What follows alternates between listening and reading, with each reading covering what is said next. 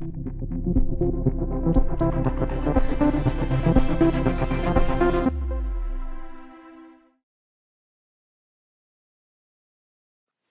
there, this is Chris Callett from museGrid.com, and we're going to take a look at the project slider from museGrid widgets.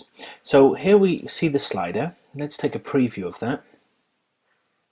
We can see we've got these nice navigation arrows, and as we go through the different slides here, we can see a thumbnail here. As we hover over the slider, we can see each image, and we can click on the image here.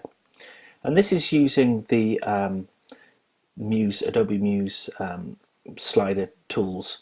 So this is nothing that you can't use yourself. It hasn't got any special coding. It's just the way it's been set up. So let's take a look at it. So we switched over to Design View.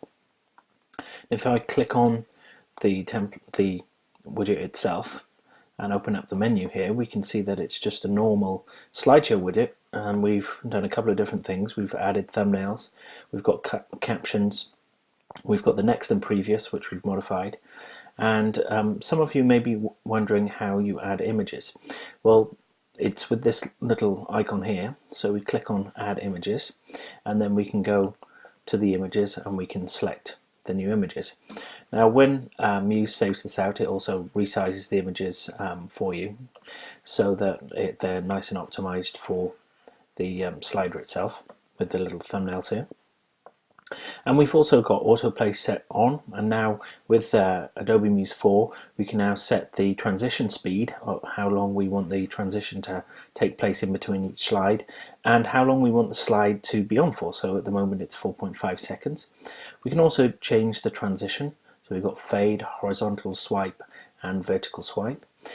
Shuffle is very useful because that allows us to have a different image load up each time the slider loads up, so that can keep your homepage content fresh.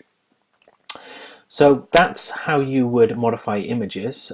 Just click on the little blue arrow here, open the flyout window, click on the images here, select images from your computer that you want to use, and it'll add them.